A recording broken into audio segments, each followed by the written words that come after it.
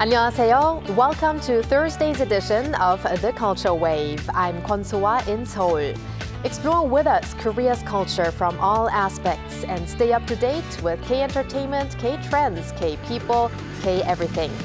On the very first show in 2025, we're joined by Bella Kim. Hello, Bella. Hi, Soa. Happy New Year, Soa. Happy New Year to you. And of course, Happy New Year to all the viewers of the Culture Wave. I'm Bella, and I'll be right here in the New Year as well to co-host and to keep you guys all updated with the latest K-entertainment news. And today, we have our very first K-entertainment segment of the year, so stick around for that coming up very soon. Looking forward to that. Now, Bella, I have a question to you. What zodiac animal are you? Oh, I'm a dog. I was born in the year of dog. How about you? I'm a dragon. And actually last year, year 2024 was the year of the blue dragon. Right. And Koreans really like to talk about their zodiac, especially at the beginning of the year to, talk about their personality or find out what the new year brings to them. For sure. So on that note, let's start off with this report. 2025 is the year of the blue snake, and our Arirang News features reporter Ian Hee tells us what this means and shares New Year's wishes from people around the world. As we step into 2025, South Korea is embracing the energy of a new lunar year, one that carries the mystique of the blue snake. But as the calendar turns, it's not just the animals of the zodiac that are shifting, it's also the hopes and dreams of the people. From bold aspirations to heartfelt wishes, let's take a look at what people here in South Korea are wishing for in this year of transformation. I haven't been here for 10 years, so I'm just getting back. So it makes me want to come to Korea more. My New Year's wish is to eat a lot of tteokbokki. Wow. Okay. 2024 felt really boring, but by the end, I met a beautiful girlfriend. I hope we stay happy together for a long time. I have two sons, and my New Year's wish is for them to live a healthy and happy life. 2025 is represented by the snake. Each year is represented by one of the 12 animals of the zodiac, meaning those born in the year of the snake, 12 years apart, share the same zodiac sign. For many, wishes and aspirations for the coming year are similar. In 2025, I will be 73 and born in the year of the snake. I don't have any special wishes. Just staying healthy is all I hope for. Over a 60-year cycle, each zodiac animal appears 5 times, each time with a different color. With 2025 marking the year of the blue snake, the National Folk Museum of Korea is holding a special exhibition that explores the symbolism and ancient costumes surrounding the snake, an animal seen as both a symbol of wisdom and a sacred yet fearsome force. Ancient artifacts and tools adorned with snake shapes or patterns provide a glimpse into the symbolic meaning of snakes in past cultures.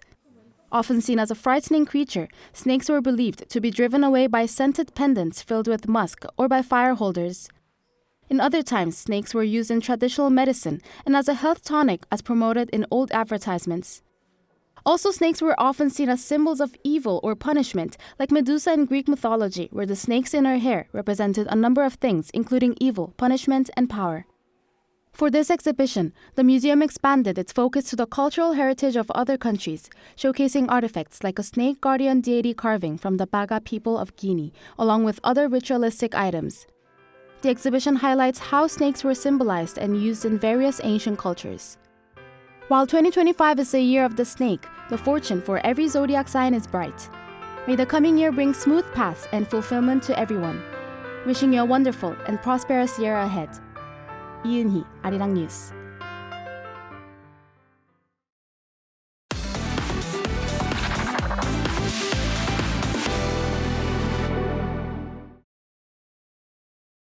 Time for some K-entertainment news with Bella Kim.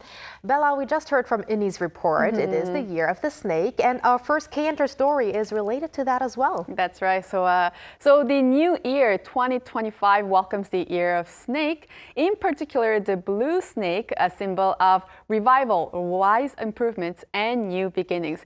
So we're going to talk about Korean celebrities born in the year of snake. First, let's start with actors born in the year of snake. A veteran actors Da Moon-hee, Kim Hae-ja, Kang Bu-ja were all born in 1941. Also, actress Kim Hee-sun and actor Won Bin from 1977. And younger actors Kim Woo-bin and Lee Jong-seok, born in 1989, are some notable actors born in the year of Snake. And we also have, on top of these actors, famous broadcaster Jeon Hyun-moo, who was born in 1977. And what about K-pop acts? Do we also have some born in the year of the snake? Of course. In K-pop scene, we have a world star Psy, known for his song Gangnam Style, born in 1977. And Girls' Generation members Taeyeon, Tiffany, Yuri, and Hyoyeon, all born in 1989. A lot of them there. 4 of them. And representing the Gen Z K-pop stars, the younger K-pop stars, we have Winter K-pop from K-pop girl group aespa, Beomgyu of Tomorrow by Together, Hyeonjin from Le Sserafim, Yuna and Chaeryeong from ITZY, and Sungchan of Rise. They were all born in 2001. I wish them all the best in their year of the snake. But you've also got some latest news regarding Squid Game in season 2. That's right. Squid Game 2 has become the most watched content on Netflix, with nearly 500 million hours of viewing time worldwide within the first week of release on December 26th. According to Netflix Top 10, Squid Game Season 2 received 68 million views in the 4th week of December, and that's the first week of its release. And it also set a new record of first week watch time with around 488 million hours of viewing time worldwide. The new season consists of 7 episodes, and it has about 7 hours and 10 minutes in total. Despite mixed reactions after its release, Squid Game 2 topped the charts in 92 countries, including the US, France, Japan, India, and Australia. And with the new season, Squid Game Season 1 also ranked 3rd on the weekly ranking during the 4th week of December. So people are going back to season 1 Yes. to watch it again. So new season, new records. But Bella, what about season 3? Any news regarding that? Yes, we do have an update regarding that. It has already been announced that the Squid Game Season 3 will be released sometime this year. Well, on January 1st, Netflix unveiled this special teaser poster hinting that Younghee, the iconic figure from the game 무궁화 꽃이 피었습니다, or Red Light, Green Light, and also Cheolsu, who made a surprise appearance in the Season 2 post-credit scene, will play a central role in Season 3. Younghee and Cheolsu here are names of characters that appeared in past textbooks to teach children about morals and, life lessons. And their American equivalent could be Jack and Jill. The appearance of Cheolsu, who is referred to as Younghee's boyfriend, could have several implications for the new game in the new season. Wow, looking forward to season 3 already. Well, we don't have an exact date yet, Not but yet. you're going to keep us updated. For sure. Now, Bella, what is our final story? Well, for our final story, we have a very heartwarming story. We mentioned in our first story that actor Kim Woo-bin was also born in the year of snake. Well, Kim Woo-bin has donated 100 million won, that's about $69,000 to Asan Medical Center in Seoul for the new year. And according to his agency, AM Entertainment, the donation will be used to support treatment costs for vulnerable patients. Just last month, on December 2024, he also donated Christmas gifts and handwritten letters for pediatric patients at Asan Medical Center in Seoul. Kim Woo-bin has been donating anonymously to help low-income young people since 2014 and has been sharing this warm donation steadily for 11 years now. Great to start off the new year with such heartwarming news. Thank you very much, Bella, for that. You're welcome. And now time for some other culture-related news with our AI anchor, Ari. Join us on the Culture Wave AI News as we dive into Korea's cultural highlights. Let's get started with today's top story. Legal groundwork has been laid to allow the Literature Translation Institute of Korea to establish a graduate school of translation and receive necessary government funding. An amendment to the Promotion of Korean Literature Act was approved by the National Assembly on Tuesday, aimed at creating a system to nurture more translation talent. The Culture Ministry plans to train up to 80 translators annually through a new graduate school, with the goal of expanding Korea's presence in the global literary scene. the Donghae Railway Line officially commenced operations on New Year's Day, linking Korea's southern port city of Busan with Gangwon Province's coastal gem, Gangneung. The route traverses key cities such as Ulsan, Gyeongju, and Pohang, connecting the southern region to major stops along the east coast, including Samcheol, Donghae, and Gangneung. The ITX MON train offers 8 daily round trips between Busan and Gangneung, traveling at a top speed of 150 kilometers per hour. It takes approximately 4 hours and 50 minutes to complete the journey. Gyeongju Expo Grand Park is ringing in 2025, the year of the snake, with a special event offering exclusive benefits to visitors. Guests born in the year of the snake, those whose names include the Chinese characters Ha, meaning snake, and those wearing traditional hanbok can enjoy a 50% discount on admission. Visitors can also take advantage of various other perks, including discounts on historic site tours and accommodation. Expo officials said the event was designed to bring good fortune and offer a unique experience to all guests as we welcome the new year. That's all for now. Stay tuned for more cultural updates and engaging discussions coming your way.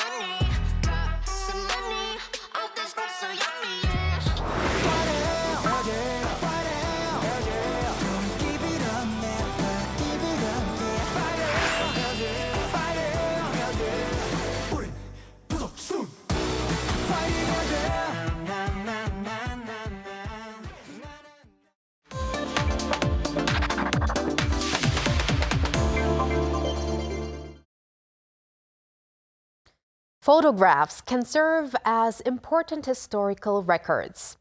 When we capture something Korean with a camera, at the same time we capture a portion of Korean identity.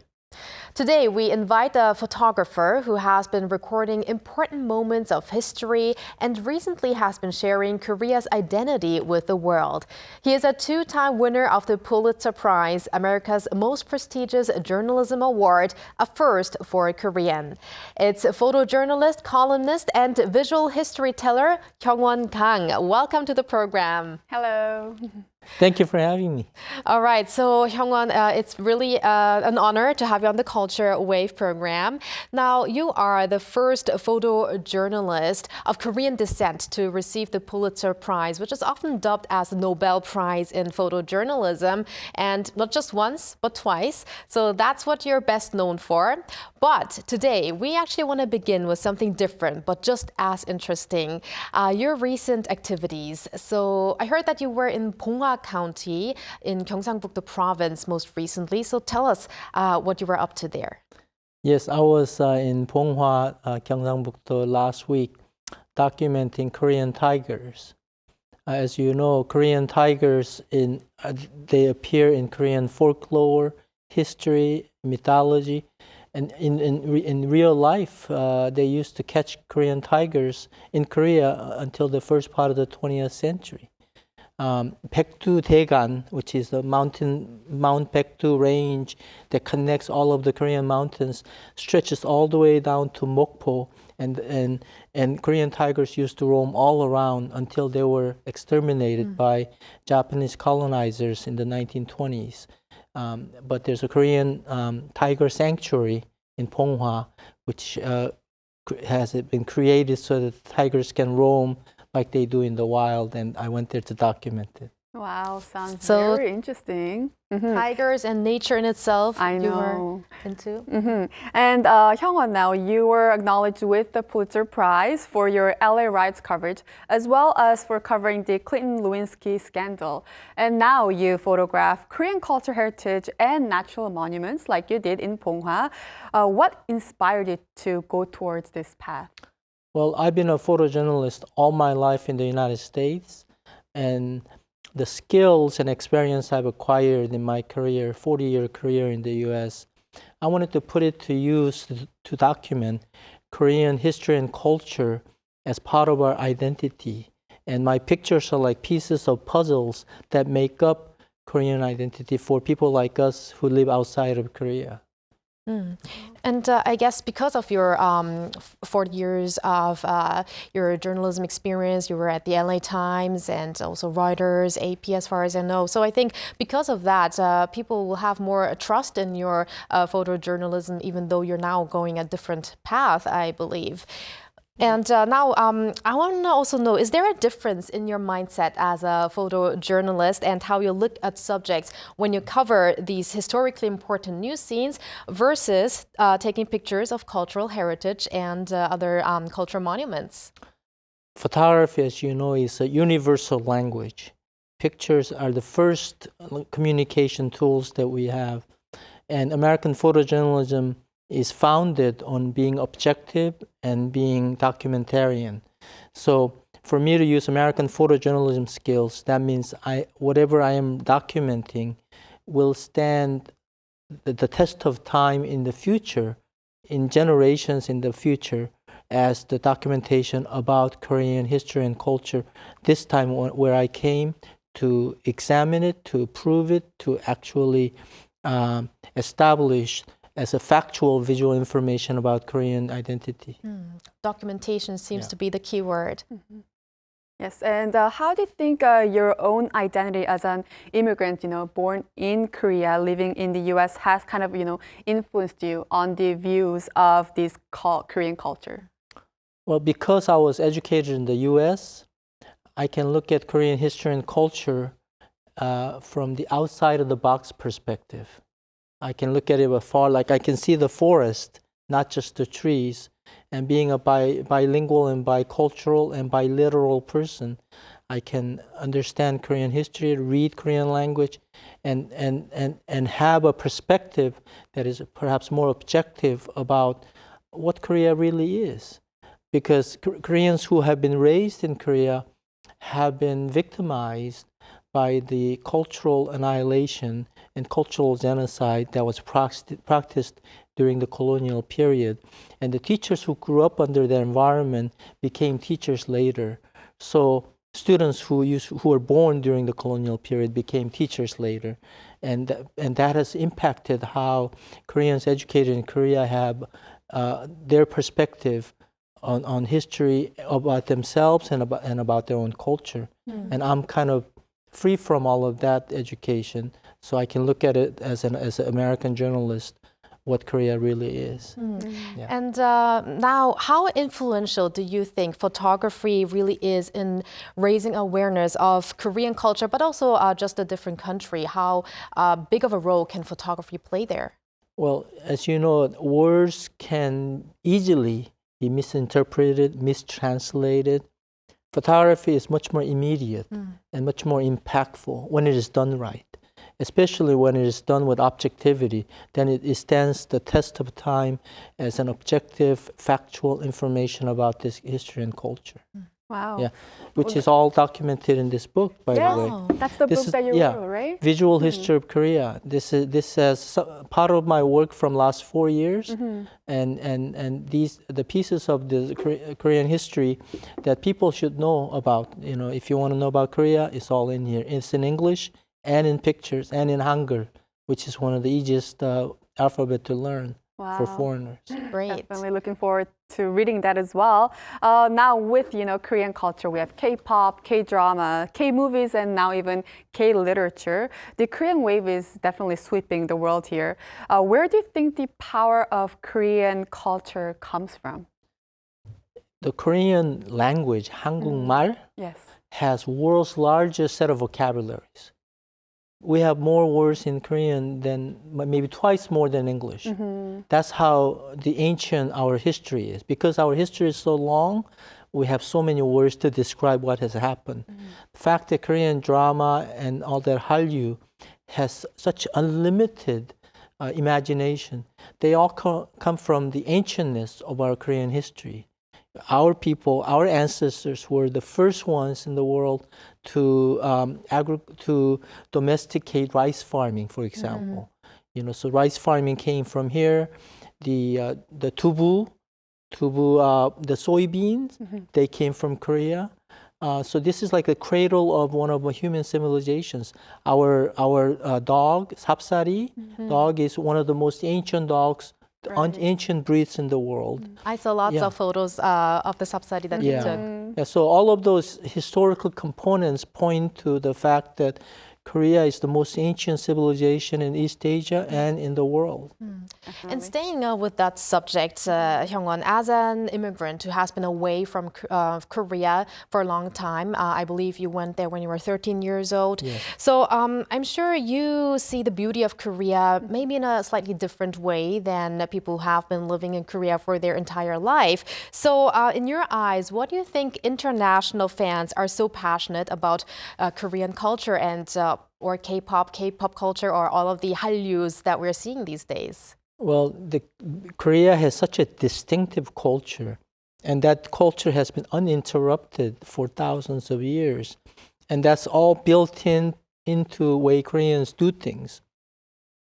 For example, all the social welfare, which is a new concept in the West, Koreans had that taken care for generations as part of their community citizenship, where there's no crime, nobody is left hungry in the village. Anybody who shows up at your door at night, they are given a room to sleep in and food, for the evening. That kind of hospitality is built into our culture.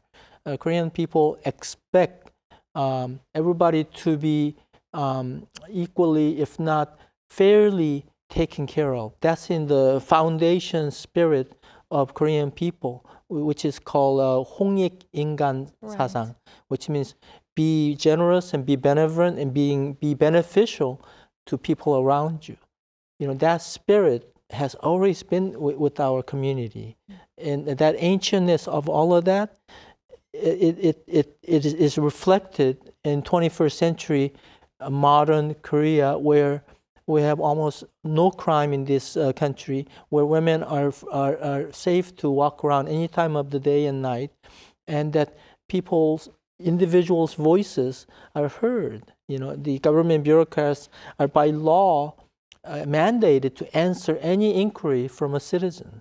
That kind of democratic principles, it all came from here. And speaking of these, cultural things, is there any other particular, Korean heritage that you wish the world would know more about, or that you hope to be publicized more? Well, I'm currently working on a book about Korean Sunbi spirit, Korean Sunbi philosophy, which is the foundation philosophy that governs our Korean culture, which is beyond just religion or any other belief system.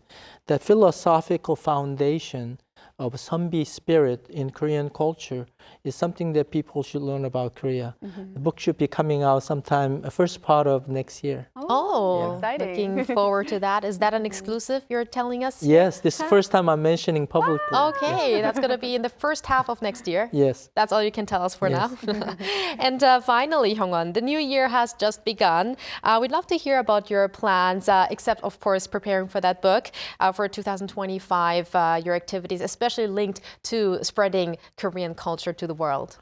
The native animals and plants in this country have a lot about, they tell a lot about Korean history.